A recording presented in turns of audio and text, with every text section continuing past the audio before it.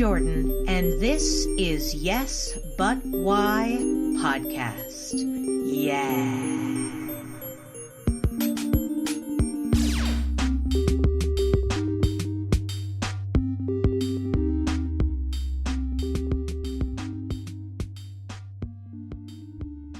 I have to inform you that since you mentioned doing philosophy around improv, that I am an actual philosopher, so it could become more philosophical than you ever expected, which might be a good thing or not. What does that mean that you're a philosopher? Like, what? Do you have a degree I have a in degree philosophy? in philosophy.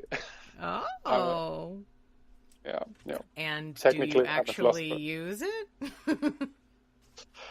Well, the thing that that studying philosophy gives you is primarily hopefully the ability to argue, to use logic, and to think scientifically. If I could just make a bottom line. So, sure. like learning who said what when was never too interesting to me. I was more interested in the concepts themselves and thinking and investigating things and figuring out how things work. I was leaning pretty much towards sciences regarding that. I was I think in the US I would belong to the arts as a philosopher, right? I don't know. I mean, I feel like different schools put it in different sections, you know? It depends on the way the curriculum works. If the university you went to set it up in a science way, then hey, you know, who am I to argue it's just the education? We have two different brands for science. There are sciences of nature, like physics, biology, chemistry, you name it.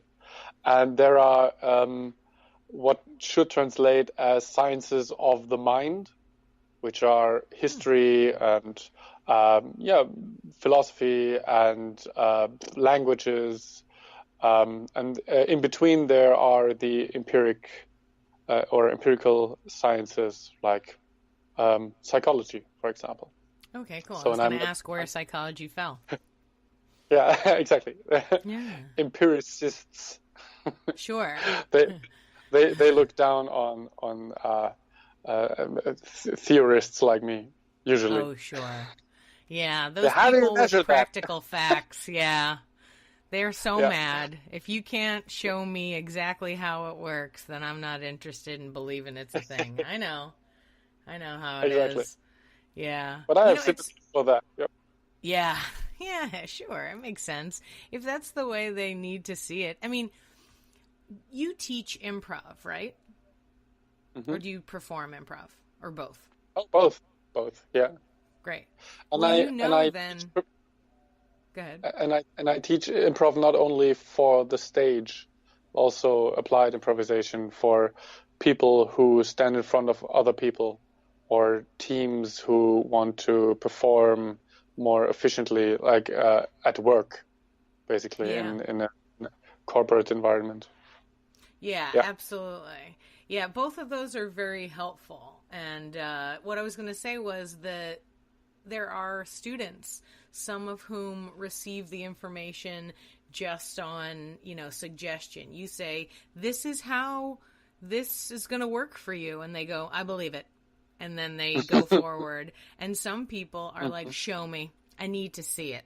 And the tough thing with improv, it's hard sometimes. And the beauty of exercises is you can create an exercise to show a specific thing. So it's like, see how it was simple for you to do this and that, that kind of stuff. But it's funny how that is that, some people's brains just really need you to show them. They need to see it in front of their eyes or else they won't believe it. That's one of the reasons why I focused on brains, so I can explain people why an exercise needs to be funny, for example, why they need to have fun for it to work.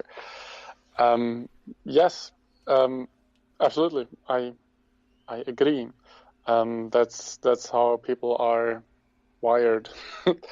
I wanted to say something and I forgot it, so let's just.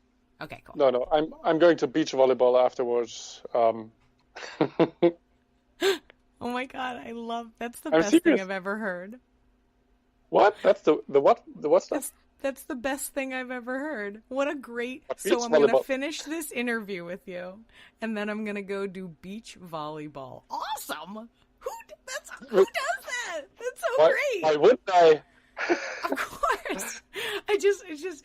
In my mind, I have no idea. Like, for me, it's 9 a.m. I don't know. It's been raining for weeks in Austin, so the sun hasn't been out in forever. So I'm God. Tell me about the volleyball. Here in Germany, we have had the driest summer in history. It has been raining 3 days the entire summer. It was sunny. It wasn't the hottest, but it was the driest summer since 1840 something. Goodness. Just saying. But I bet in Austin it's more like in Saudi Arabia when they walk out when it's raining, when finally they can get some rain on their skin. No, that's true for sure. The ground, the number one thing people in Texas like to say when you complain about the rain is, well, we needed it. You're like, ugh, fine. It's like, okay. But did we need it all in the one day?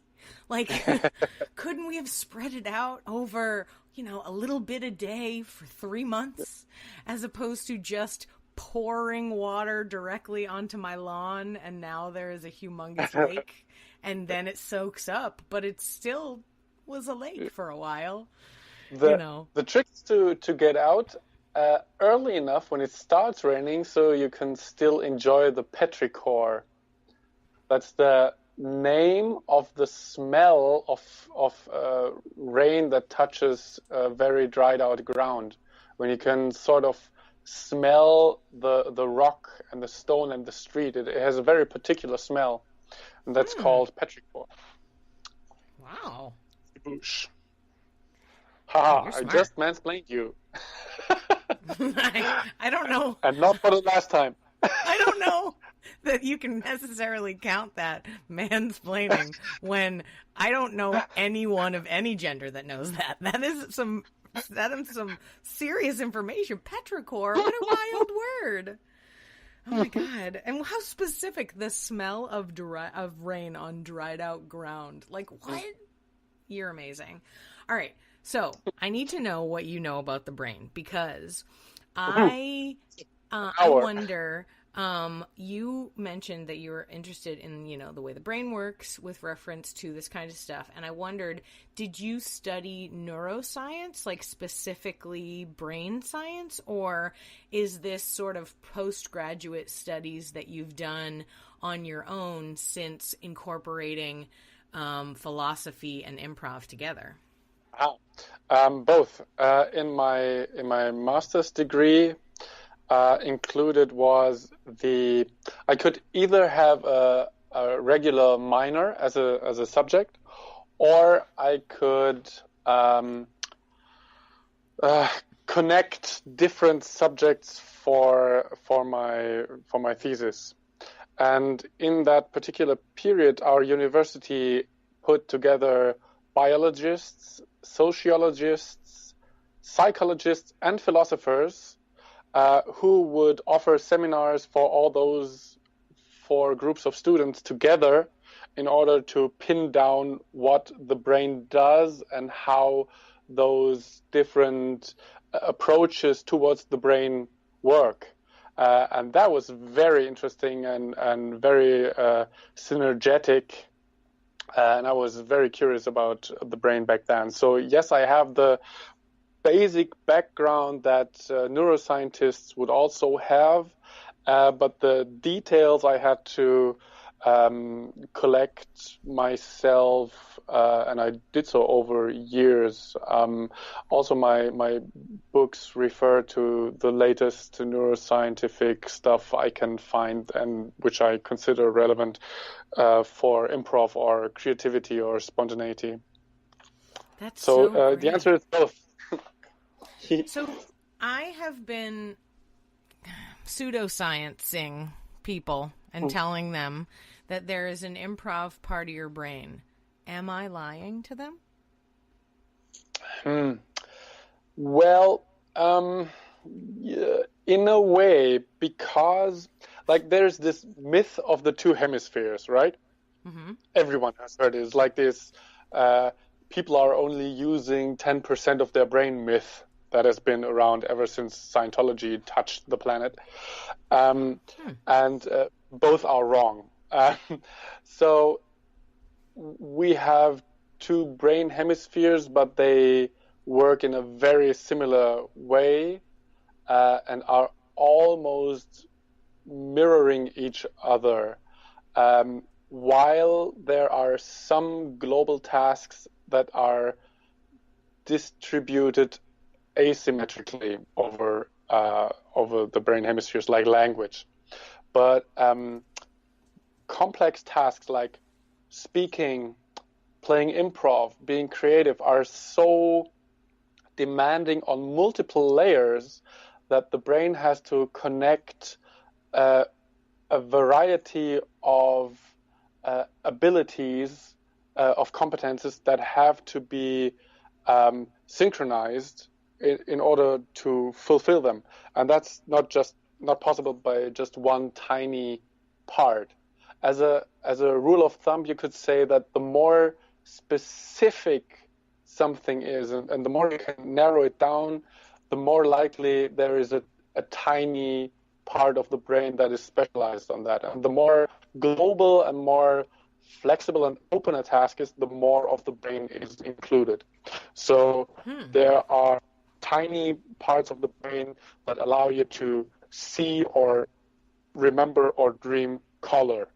For example, there's a very tiny fraction of the area fusiformis in your temporal lobe that is specifically designed to give you the experience of the color red or green, or you name it, or to recognize a car, or to tell what brand it is, or what a human is and what a building is. Or there is a very tiny area in the brain for doing basic math, like multiplication or addition. Sure. But the most interesting things we do are connections of competencies that have to be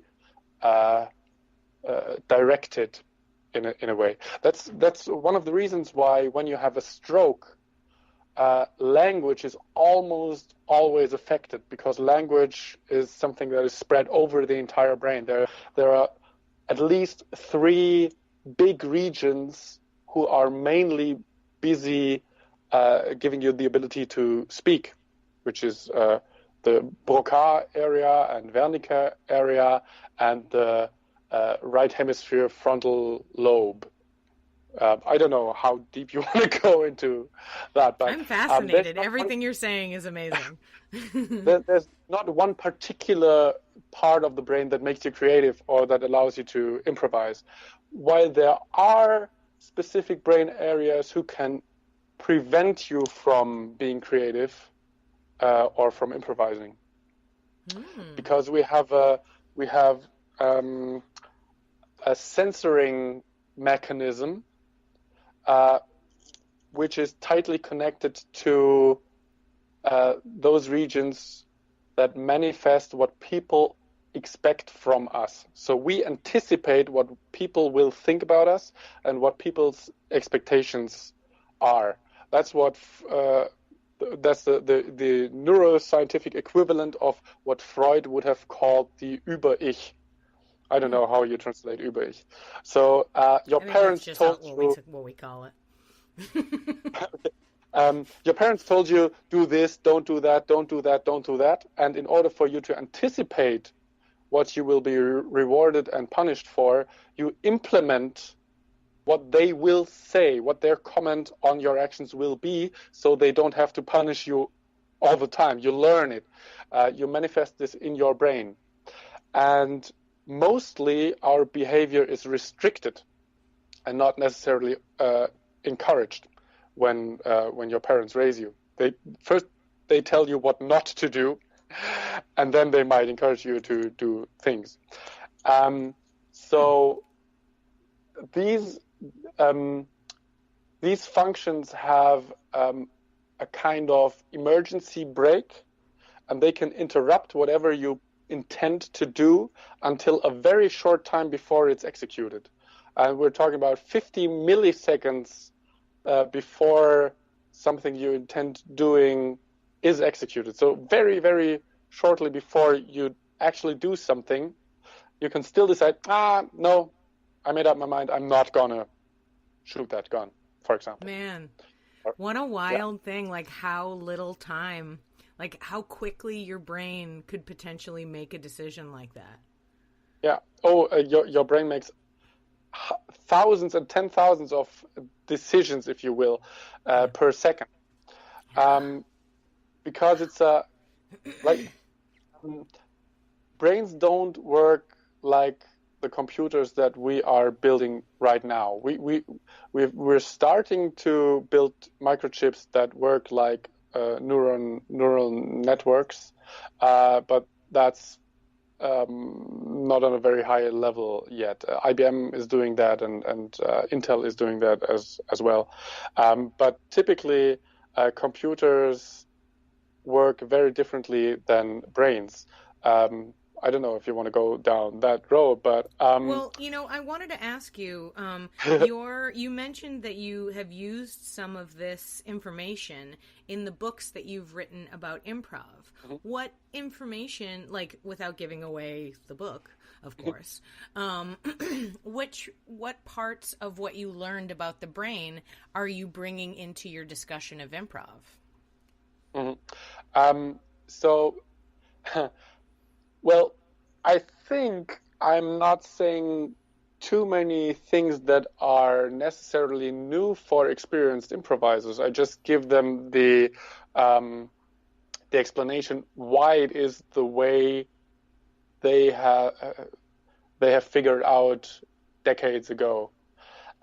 So that you have to leave your comfort zone. That's a basic wisdom, and that you have to be playful, and that you have to be mindful and aware, and that you have to drop your ego to a certain extent in order to be able to improvise. These are all common rules and common wisdoms, and now neuroscience is catching up and can show in the brain what things are happening, or which regions light up and which regions dim when we improvise, when we're being spontaneous. There are very fascinating studies about that. So mainly it is about giving up control.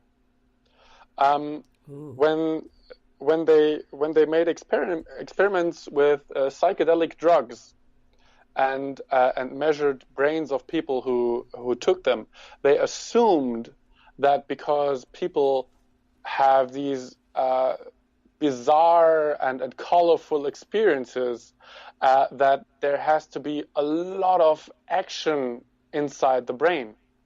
And what they know now is that activity actually is lower when you're on LSD or psilocybin,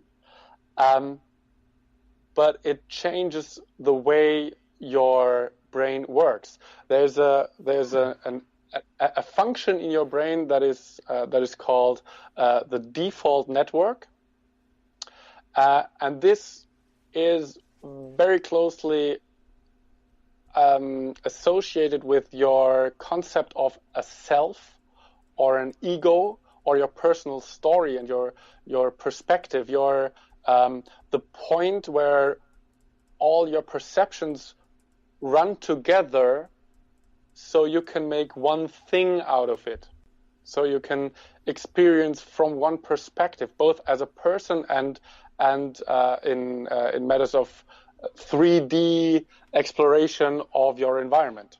So usually many parts of your brain will report to a sort of relay station in the middle, and there are several relay stations really, as far as we know. And what those drugs do is they somehow make those reporting regions connect to each other directly rather than reporting to the boss, to narrow it down a bit. And this is also what makes you have these what's the word again? Language barrier. Sorry, I'm trying to think of it in German. You're talking about huge concepts. When you hear colors, when you hear colors, that's called. I'll have it in a minute. What is it called? I know what you mean, though. So you're No, hearing colors. I can't even think of it in English or I know, it's just Latin. I don't know. I can't believe that I forgot the word. Whatever. It's okay. The audience knows. They've already looked it up. It's fine. It will come to me as soon as I relax. So, because those tiny functional areas talk to each other, they translate what they get from the others in their own language. So if my function as a brain area is to produce sound and I get color information, I will try to translate it into sound, right? Synesthesia. Which yeah. Synesthesia. Sorry. Thank you, my God. I'm going. Yeah. Thank you very much, my God. Yeah. There we are. So, write that down. Oh, synesthesia. And you don't have to go as far as dissolving your self, like the brain function of yourself, to improvise. But there's also, as I mentioned, your ego, which is anticipating what people want from you and protecting your social status. And if you get rid of that one, at least for a moment, that is very, very, very helpful in every artistic encounter, whether you write, paint, perform, dance, whatever your thing is. If you really want to dive into it, then you want to get lost in it. And getting lost in something always means getting rid of your ego and just being the thing that you do. The ancient Greeks already knew it, and they called it ecstasis, which is being outside yourself. And they can show it, not the Greeks, but a neuroscientist can show it in the brain that these areas dim down once people get lost in an experience or lost in something they do. Like when you have children who are very good at this, when they play with cars or play an entire city or they play with puppets, what is going on in their brain is not, I'm a 4-year-old boy steering a car around an imaginary corner. They go, they manifest it. They manifest the entire scene with how it sounds, what it smells like, how the car will drift, what the people inside the car will think. There's everything of that scene inside their mind, but not they themselves. They don't think I'm a child playing. They just see the scene. And that's what happens. When I'm talking to students, I'm always talking about how children are more attuned to that kind of stuff than adults. Yeah, it's harder to let go of your ego when you're older. Exactly. And the point is, it's not that they have something that we lost as adults. they miss something that we have as adults, which is an ever active ego. Children don't have social status. They are in matters of social status, they are like pets. Everyone loves them. Everyone tells them what to do. Everyone wants to protect them, but they don't have a say. This starts growing when they become adolescent, and they want to show everyone that they can judge too, and that they can have an opinion and make informed decisions and become part of society. And as soon as they start proving that they are a member of society, they become aware that they are judged by what they do. And this self-awareness is a pretty strong and important engine for adults.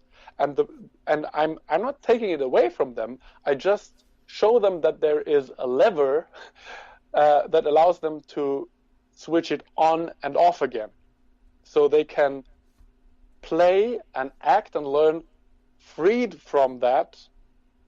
And then when they leave the workshop or the seminar, they can switch it on again and be functional parts of society again and fulfill the things they've promised and be reliable and everything.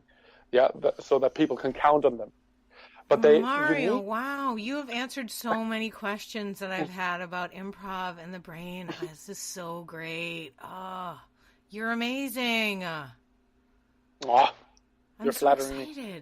Okay, so I've made you go super science this whole time. So let me bring it back to art, okay? So you are this, genius philosopher. You're in school, you're studying all this stuff. You've got programs that are helping you as a philosophy master's student learn all the details of neuroscience with all these other teachers. And what a cool program that sounds like it was. But how did you go from studying science into the arts? Because clearly you're very involved in theater now, right? So I wonder how you got from one to the other. What happened? It was all a big accident. There were these posters at our university reading Improvisationstheater in a very, very strange typography. So it looked as if it were meant to be boring. I had no idea what improv was back then, or that it even existed. And I imagined, okay, so there are people who have seen their Hamlet so often that they are terribly bored by it. So the actors need to insert some changes to the piece so you can have a very, very elaborate discussion after the meaning of these changes after you've seen Hamlet for the 32nd time, right? That's how I imagined it. And I was like, yeah, I'm not sure if that is something for me. And then a friend of mine asked me whether I knew this improv ensemble, and with my already built opinion, my non-informed opinion, I was like, no, I don't think this is something that would interest me. And she goes, what? This is so funny. It's so much fun. It's just go there. You will love it. And I God bless the friends who insist. Yes, and I went there. I watched it 3 times, and there's a specific scene in my mind. It's as short as these boomerang things you can have on Instagram. Like, it's almost a screenshot of my colleague. It's actually Roberto, who enters the stage on the party guessing game as the animal, and I see this and I hear my own thought, shit, I have to go there. That's my thing. And I realized they gave workshop. I attended one, and of course with the mouth I have, they quickly recognized me as someone who is potentially extrovert, invited me, and it took forever until they let me on stage. But yeah, And now I'm the only person who is in both improv ensembles that are here in town. Oh, yeah. And I'm the artistic director of one of them, and part of the business ensemble of the other one as well. Yeah. Oh, wow! What are the names of the two theaters? There is Theater mit beschränkter Hoffnung. That's where everybody started. It translates as Theater Hope Limited, or Theater with Limited Hope. And the other is Improtheater Konstanz, which translates as Improv Theater Konstanz. And one was born out of the other. So 3-4 people left a few years ago to build their own ensemble, trying to do improv in a way that the conservative side of the other ensemble wouldn't allow. So now we have 2 ensembles and a greater variety of improv in town, which I appreciate. You mentioned that it took a while for them to let you on stage. Is that the standard setup in the community? Like, take a bunch of classes, earn being able to be on stage, and then, people who have taken a bunch of classes, that's who's the performers?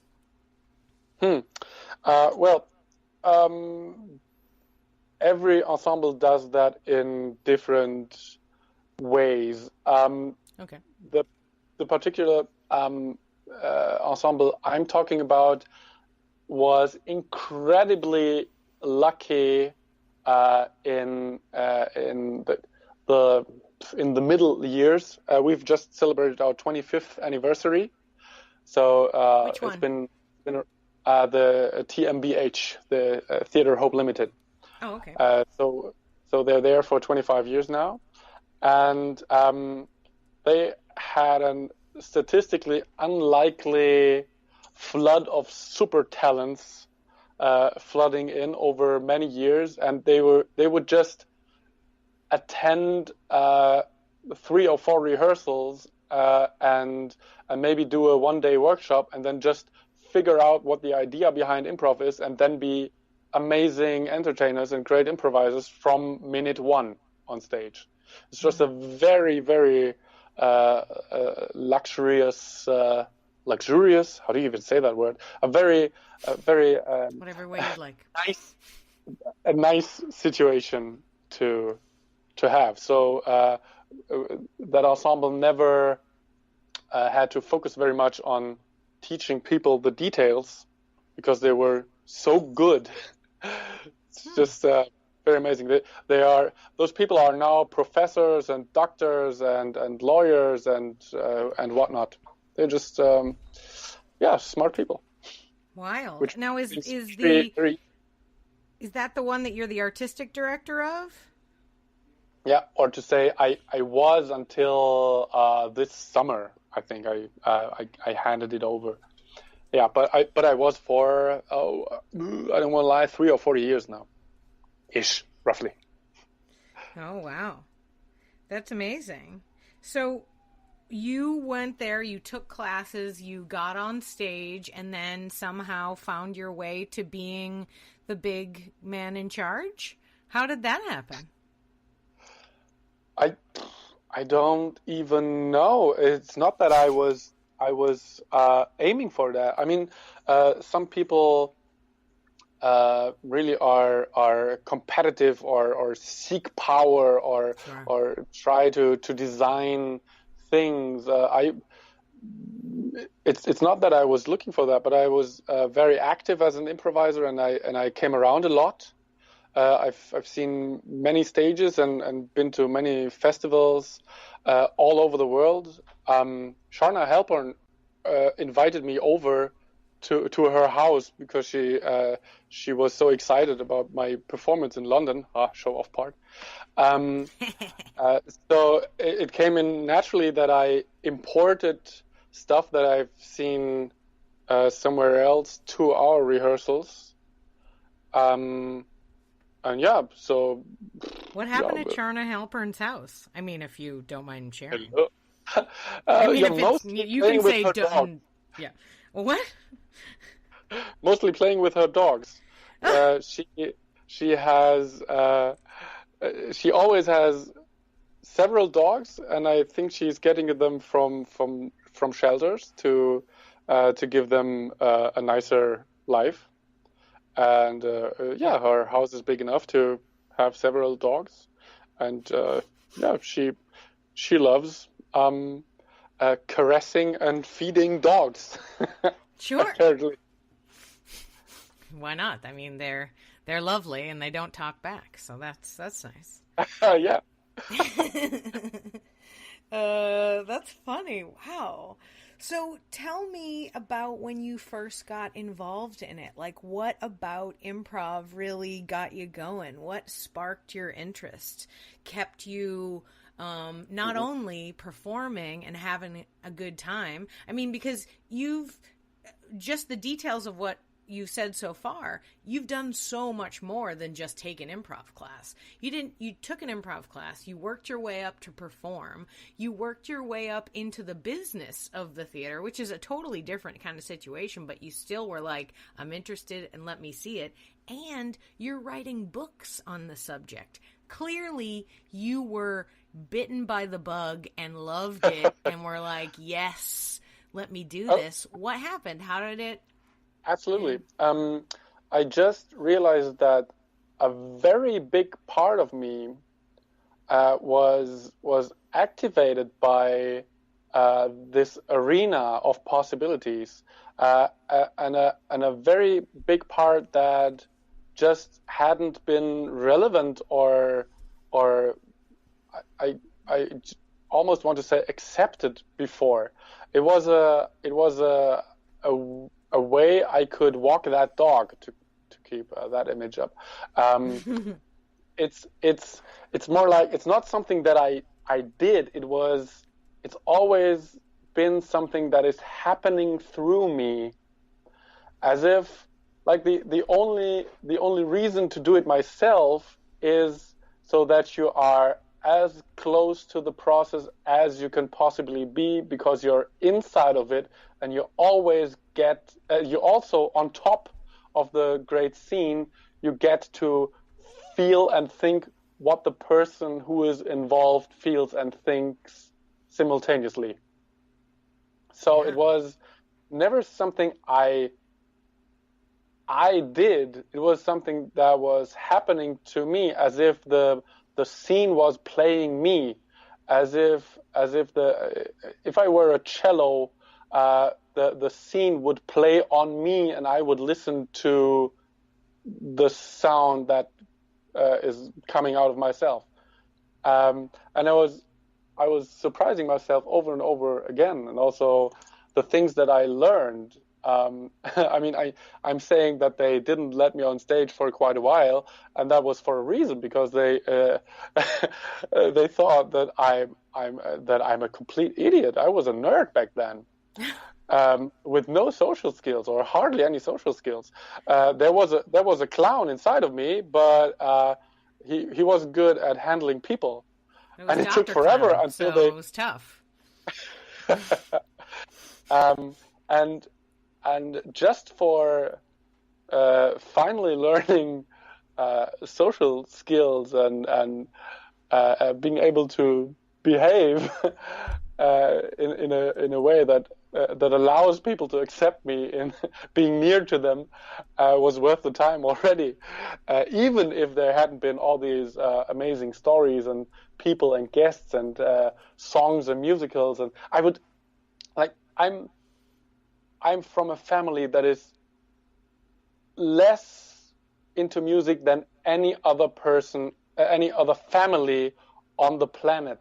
Nobody who's related to me even knows anyone who is into music, who's even listening to music. Like, they not only are they incapable of singing even a single note, or play an instrument or anything. They barely listen to music. And if you had told me that I would be singing in a room with people back then, I would have laughed. And if you had told me that people will pay tickets in order to see me sing on stage an improvised song to improvised music where I don't even know what the person at the piano is playing, I would have just, I would not have believed it. And now I do. What does your family say when they see you perform, or do they not get involved? Oh, they've seen me perform a handful of times, maybe, I guess, and they liked it. But I think they're also not necessarily theater people. I mean, they enjoy it when they're there, but it's not like they are petting their interests. It's not like they would look up what they can do to entertain themselves. They're not looking for concerts, or as I said, Sure. They're not even listening to music. Yeah, so wild. they're not cultural people. But I think what they claimed is they liked it. So and I guess they were pretty much astounded as well that I would sing on stage. And the good thing about improv is you can risk anything. The worst thing that can happen when you sing a song and you're in it with all your heart, the worst thing that can happen is that everybody's laughing, which is still something that many improvisers yearn for, making the audience laugh. Absolutely. Yeah. Wow. Oh, so how did you get back? So it found a way to help you, you got through it. It got you connected with the social scene. It got you maybe out of the super science brain school stuff that you had going on. Those words don't all go together. It's okay. But wow, how did you get from being a performer to teaching and writing books about it? Mm-hmm. Yeah, I don't even remember how that teaching started, or where, or when. It's just. It's fine. Yeah, you don't have to tell all the stories. But what about the books? It just came bit by bit. So I think the first. Yeah, we had improv courses back then, like the very first trials of regular weekly-based improv classes for interested people. And I think it started with me offering single courses, or I think I was someone couldn't make it on Monday, and I had to assist and do the course for them.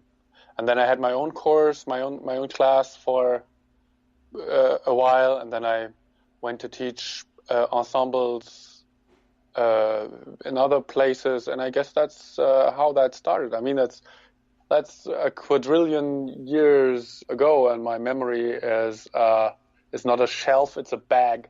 So I remember everything. How many years ago was it? Like, how many years have you been doing improv? I started improvising in 2004. Okay. So I guess, 14 years? I guess that's not how far my memory goes then. Fine. Yes. So it's a bit like those business improv things. I stumbled into that. I have two colleagues who are 5 and 10 years ahead in that process. They have sort of created that job of assisting corporations in conferences and trainings and alike contexts. And of course, they needed people to perform there, and they booked me. That's how that started. And I figured out that the other part isn't that complicated either. So I started offering that as well. And now the network that exists here is finding a common roof. So we we're putting one net into the water together and have one brand instead of 10 different brands when booking each other. Does that make sense? Yeah. So you and your other friends who do the business improv have decided to work together as opposed to trying to be individuals all trying to get the same job? Exactly. And the thing is, we've booked each other anyway. So you normally would need several people for a gig. So one time I would book the other three, and the next time one of those would book the other three, and the network grew. Like, we're spread all over Germany and Switzerland, so we know where people are that we can work with, and what they are interested in and what they are good at. So yeah, I really enjoy when I can go on stage with people I barely know, and afterwards the audience tells us we know how close you are and how well you know each other. You're a very tight team, and then you tell them, I haven't known them yesterday. I just got to know them when they entered the room. And that's what baffles people. And then you can say, I can teach you working with people on that level, not knowing them as well as a team. You don't have to improvise a Shakespeare piece. You can also create new software or a vacuum cleaner working that way. Yeah. And there's a big trend in there's a big trend in especially technology sector, to rearrange entire branches to work agile or Scrum, which is the scaled up version of agile, so people can be creative and more productive. Yeah. If you and what they basically do is they break up the hierarchy. They give people a certain amount of time, space, and resources, and let them run. And whenever they need help, they support them, but they let them run and do whatever they need to in order to get a prototype running within, say, 20 days. Sure. Wow. And people are creative by nature as soon as there are two conditions. A, people allow them to be creative, and B, they allow themselves to be creative. And if you add a purpose on top of that, skaboosh, you have a creativity cake. Skaboosh. I just made that up. That's the best word ever. Skaboosh. Creativity cake. Skaboosh, yeah. Is that an actual word? Not in the languages I know. But I think it's onomatopoeic. Yeah. There must be a language where skaboosh is a word. Probably. I hope it doesn't mean something terrible. Sorry, audience, if it turns out in your language it's terrible. We didn't mean it. We meant it in this lovely way. Get your skaboosh off my balcony! Yeah. That's so great. I really love that idea. The idea that you're working with these, people that are trying to create new technologies, and that the improv helps them to work better together to achieve that. Like, that's so cool.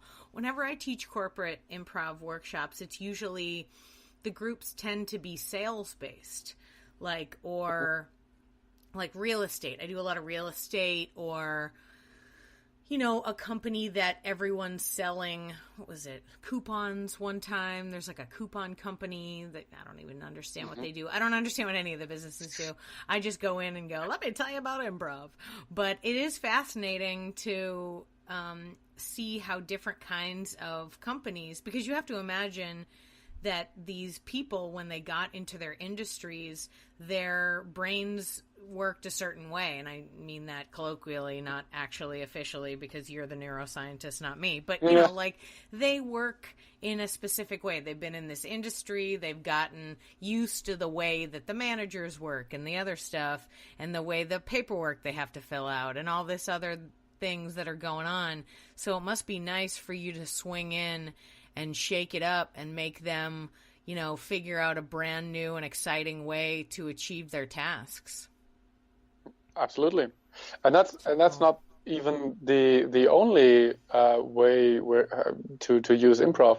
I've worked with people who suffer from dementia, and with people who deal with people who suffer from dementia, and that helps a lot as well. I've been on stage with people who have dementia, and I've been on stage for 2.5 years now with an ensemble that is integrative, meaning that all of them have different mental conditions. Most of them have Down syndrome, and if you have the improv attitude, the basic mindset of openness, and that the other person is okay the way she or he is, you can work with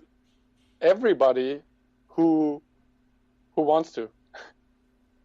It's easier for people to work with you, and it's easier to build something when you actually listen to what the other person is saying. Fascinating. Yeah. Wow. So, final thing I want to talk to you about, because we're rounding out on the hour, but what is your, I know it's almost done, tell me about your performances. Like, you're talking about how you're doing, business work, and you're writing books to help people, experienced improvisers understand the way their brains are processing stuff, but for you, what is your exciting performance? What's the thing that you love performing? What's the show that you do regularly that that excites you? What's that part? So most improvisers who know me would describe me as a physical improviser. So I'm using my body a lot.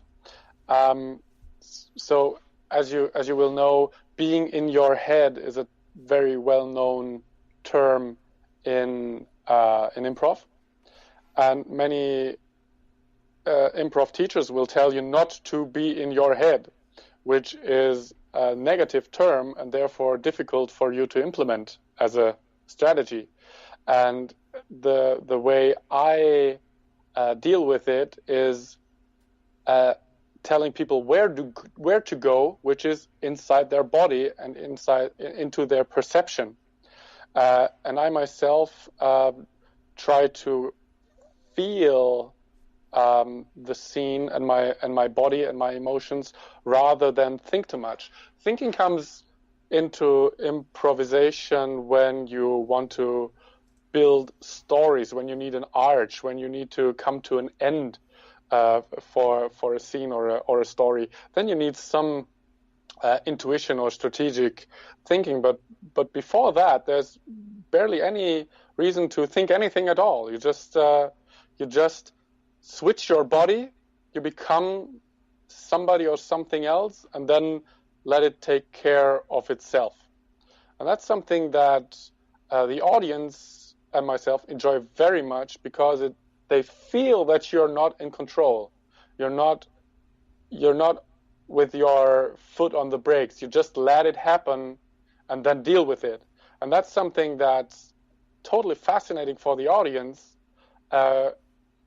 regardless how old or young they are, because they feel it's real, that you're giving up yourself, and that they can enjoy this freedom that they maybe don't dare living in their real lives. And things can happen on stage, even terrible things can happen, but it doesn't matter. It's like Wile E. Coyote being smashed by a rock, and a second later he's back again. Yeah. Suffering again, right? So you're immortal, and people can feel free through your freedom, allowing yourself to become something different and to let go. So I would say my show is one that is that consists of a very big variety of beings. So my solo program was called The 1,000 Faces of Mario M. So yeah, my approach is going through the body. Even when I teach people who stand in front of other people who perform or teach or give keynotes, I always go over the body. Yeah, that's so awesome. Really, you've really helped me to sort of reconfigure in my brain like ways to explain improv to students. I often teach early improvisers. I'm the queen of Improv 101. I love my new people, and I love explaining what improv is from the ground up. But I loved your example of Wile E. Coyote. Like, of course, exactly. What a perfect improv character. One of the things I also like to say, because, you know, we're all kind of stuck in a narrative bent sometimes, is I'll say, you don't need to learn any lessons. Your character doesn't need to become a better person. They just need to keep doing the thing they're doing. Wiley doesn't, like, figure out new and different ways to try to hurt the Roadrunner. He just keeps trying. He doesn't learn anything from it. He just keeps trying. And I was like, that's such a perfect example of a character. And how bold his decisions are. Yeah. How bold his decisions are. And they get bigger and bigger, so they follow like 3 beats of heightening. Like, it gets crazier and crazier. By the end, he blows himself up. You know, and until he's just a puff of smoke with eyes, and then all of a sudden there he is again. You're right. Oh man, that's so fun. You said the 1,000 Faces of Mario M. Is that a solo show? Does that mean you do that by yourself? I did. I'm not doing that at the moment. That is the one thing that challenged me in to a degree that improv in front of an audience challenged me when I was a beginner. Like in the first, say, 1.5 or the first 2 years, I wouldn't even notice the audience because I was so excited being on stage and so nervous and so into it. And over the years you build up a bigger comfort zone, and to get the initial excitement, you have to get out of that one again. And performing as a duo is like riding a bicycle. You have 2 wheels, and once you go downhill, you can just let it roll and watch the general direction, and you have the time you can relax. And when you are a solo performer, the eyes are on you at all times, so you can never just roll. It's like a mono wheel that you're on. You have to turn the wheel continuously, and that makes it, I find, very exciting. And then telling different stories parallel and jumping between half a dozen or a dozen characters, that's just very much fun. Well, what a great journey you've had, and I really appreciate that you've shared that with me. Yeah, I mean, and it continues. You're just getting better, and things are more exciting. Thank you so much for sharing your story with me and teaching me so many things about, the brain, and it's just really, it's answered a lot of questions that I had that I didn't realize I had until we had this conversation. So I'm so glad that I got to talk to you today. Thank you very much, especially for getting up early so you could interview someone who lives on the other side of the planet. Oh, well, it's not that early. I have a 1-year-old baby, so I was up for 2.5 hours before I called you. So okay. I, in fact, am glad that my husband is home, because I put the baby in for a nap for us to have this conversation, and the baby has decided he does not want to nap. So I've been hearing in the background my husband trying to convince the baby to take a nap. It's not working out. But that's okay, because I'm locked up in the home studio and no one will ever know that I'm in here. Just kidding. I'm happy to get up and I'm happy to chat with you. And the fact that, I want you to go out and have some great beach volleyball right now, and enjoy the rest of your day.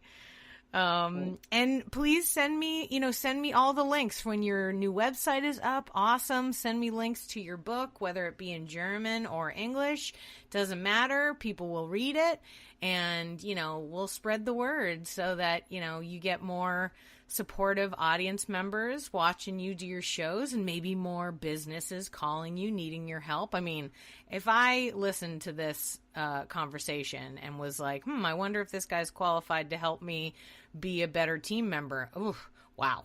I would say, sign him up, get him in here. What's going on? So I hope that you are doing more workshops for people who are fascinated by this. That's how we're going to do it. It was a pleasure. I love your positive attitude and your welcoming character. That felt really good. I'm honored and pleased. I wish we could talk more often, but your schedule is apparently very, very full. There's a lot of interviews coming up, audience. Don't you worry. There's a lot of excitement. Yeah. Yeah, so feel but free to get in touch anytime. I might molest you on Facebook from time to time. Who knows? Yeah, I mean, if you have a new book coming out, please let me know. I'd love to help spread the word for you. Or if there's some other adventure that happens to you, that you're like, oh my God, I need to share this with the world. Tell me. We can do another one. As far as I'm concerned, I'm always happy to talk to people as many times as they'd like to. Right now, I haven't done any revisits, but I was thinking about doing it with a few of the people that I interviewed really early on. Because a couple were friends of mine who lived in Austin with me, but now they live in Los Angeles, and they've been doing comedy, writing on, television and stuff. So I'm like, wait, what's that about? You have a new life. Tell me about that. So yeah, with each new adventure, I'm down to, share and keep talking. And for me, it's really just all about making sure that sort of making the improv world smaller. I want us all to connect. I want us all to be friends. And I want us to unite so that we can convince the rest of the world that improv is the art form that will sort of save our souls a little bit, makes us a little kinder to each other, allows us to collaborate in a way that doesn't feel competitive. It's a good thing, and I think everyone needs it. I will totally tell you when I'm going back to Taiwan to maybe give some more workshops, because I've worked with clowns there, and that was an experience on its own. Wow. So, making the improv world smaller and smaller. Absolutely. Oh my God. Well, thank you, Mario. Enjoy the rest of your day, and I appreciate you being on the podcast. It was a pleasure. Thank you.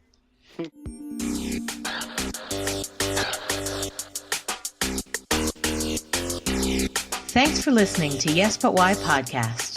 Check out all our episodes on yesbutwhypodcast.com, or check out all the content on our network, HC Universal, at hcuniversalnetwork.com.